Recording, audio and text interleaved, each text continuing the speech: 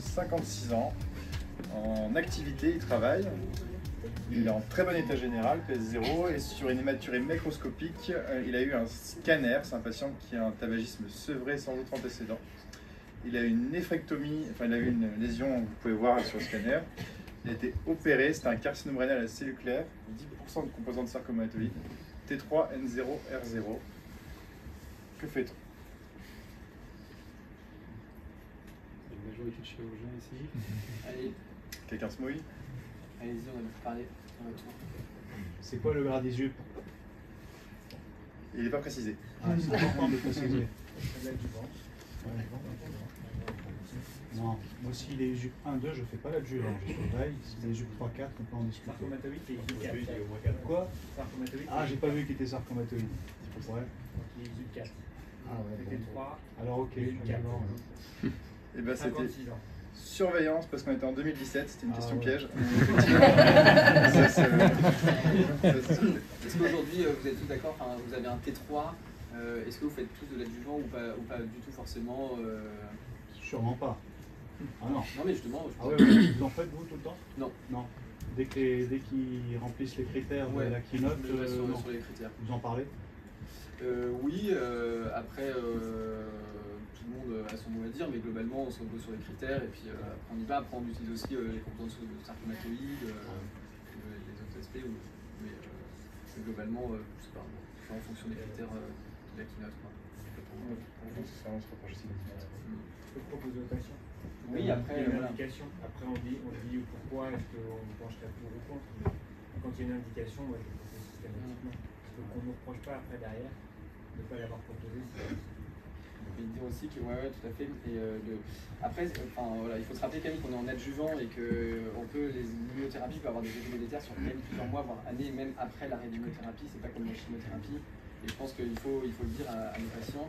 Il y a des essais qui n'ont pas eu leur efficacité en immunothérapie adjuvante, même dans le cancer de rein, ce que vous avez eu avec l'imbrolizumab. Donc je pense que c'est important quand même d'en parler aux patients. La composante sarcomatoïde, c'est un argument pour vous pour proposer le adjuvant ou pas? En fait, on s'est sauté là sur le sarcomatoïde. Dans l'étude, c'était pas efficace. Ouais. Sarcomatoïde, ça te place ISU 4. Ouais. Mais c'est ceux qui répondent particulièrement bien quand ils sont métastatiques à l'immuno, avec quand même pas mal quasiment un tiers de réponses complètes et durables. J'aurais pas envie de les priver de ça, moi. Si jamais ça devait survenir un jour. Dans les sous-types sarcomatoïdes, c'est un sous-groupe, mais ça ressortait même pas sur l'intervalle de confiance. Ouais. Mais après, en métastatique, on sait que ça marche. Pour moi, ce serait pas un argument pour pousser vers le traitement adjuvant. I'm just going to make a suggestion in English, of course. This is not a super high risk patient, and there's 4 adjuvant trials of immunotherapy that are negative and 1 positive study with pembrolizumab, which is driven by patients who had a lot of metastatic disease. It was that low volume, total metastatic disease patients.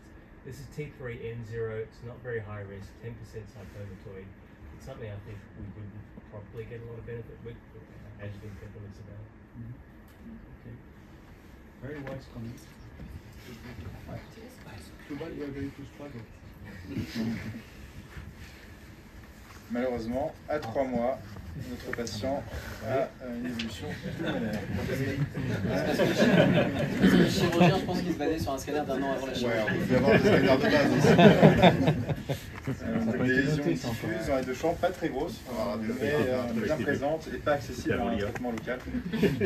Vous avez la biologie et toujours un patient très bon état général, aucun symptôme, présentant un RCP. Que fait-on? Donc calcémie normale, bonne OMS, hémoglobine normale, neutrophile normale, plaquettes normales. Évolution à 3 mois de la chirurgie. Donc moins d'1 an. Qui choisissait? C'est qui vote? Ils sont où les C'est ceux-là qui sont devant vous. C'est vous? Alors vous surveillez. Vous faites quoi? Vous le traitez tout de suite? Est-ce que vous le surveillez? Alors, pour le coup, il serait mois. pas en IMDC À 3 favorable, mois, il serait en intermédiaire. Ouais. Donc on aura envie de le traiter. On peut discuter longtemps du critère entre la chirurgie et franchement, c'est un critère foireux, mais bon. Puisque c'est M qui a fait ça alors qu'il n'avait pas son shopping. Suivons les règles.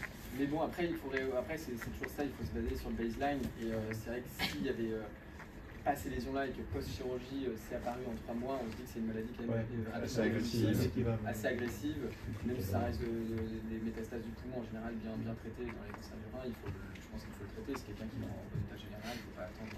Sur une maladie qui a évolué comme ça en 3 mois, si on attend de toute façon. On pourrait attendre, mais si on attend, à 6 mois on va le faire, c'est certain, donc on pourrait attendre. Ça va se passer. Et donc, qu'est-ce qu'on mettrait? Il a 56 ans. Il est toujours en activité, il travaille. Asymptomatique, il y a du sarcomatoïde, niveau épi. Quelqu'un qui a une composante sarcomatoïde, vous donnez d'autres combinaisons que niveau épi? Alors s'il était symptomatique avec des métastases sur lesquelles on aurait une action rapide, ça pourrait se discuter. Si on cherche le taux de réponse. Avec une réponse plus importante avec un TKI. Si on cherche le taux de réponse complète, plus important avec la double immunothérapie. Oui, mais s'il est très symptomatique, est-ce que c'est pas le taux de réponse qui va nous importer avant le taux de réponse complète? On ne va pas forcément avoir le temps, ça dépend des lésions, ça dépend de leurs symptômes. Mais c'est vrai que sur les maladies métastatiques pulmonaires, on sait qu'ils ne sont pas symptomatiques. Lui, il a tous les critères pour le traiter avec une immuno. On se dit que c'est quelqu'un qui va vivre longtemps, là, probablement jeune, avec un traitement de toxicité. Après, on va avoir des évolutions catastrophiques pulmonaires. C'est possible. Ouais. Bon, encore une fois, on était en 2017 et il n'y avait pas le niveau EPI. Et donc, il avait eu un traitement anti-angiogénique ou essai avec immunothérapie. C'est la conclusion de la RCT.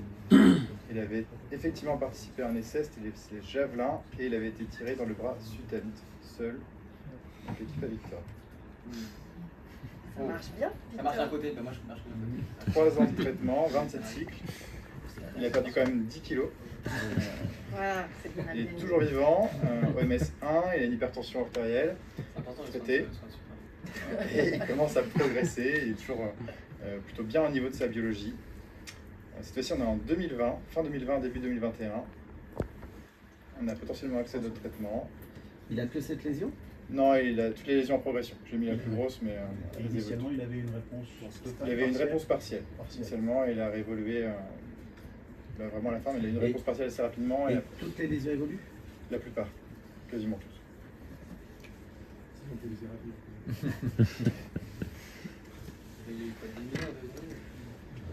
Immunodeuxième.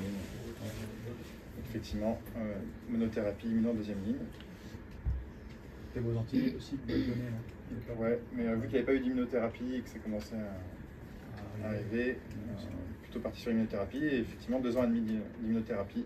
Il a eu une réponse partielle initiale, et maintenant il progresse uniquement sur une lésion du lobe inférieur droit, depuis 2 évaluations. Il n'y a rien d'autre qui bouge. Cette fois-ci, il a repris 15 kilos. Il est fit pour la chirurgie, non? Une oligoprogression traitement local. Voilà, traitement local. C'est comme en prostate, maintenant on est obligé de mettre juste traitement local. Donc c'est la lésion que vous voyez ici sur le scanner. Vous faites quoi comme traitement local? Ça va dépendre de la rangée. Bon, le monsieur avait de la radiothérapie stéréotaxique. Et maintenant il est stable, il est toujours sous traitement. Qu'elle est probablement, je ne suis pas chirurgien thoracique, mais peut-être que la lésion n'était pas très bien placée pour une chirurgie. Donc après l'alternative c'était quelque chose, il ne faut pas lui entraîner trop de défects pulmonaires et des choses comme ça. Donc ça élimine peut-être, si tant est que la lésion est difficile à accéder en chirurgie, ce qui est peut-être le cas, je pense qu'il faut qu'on fasse une chirurgie d'emblée.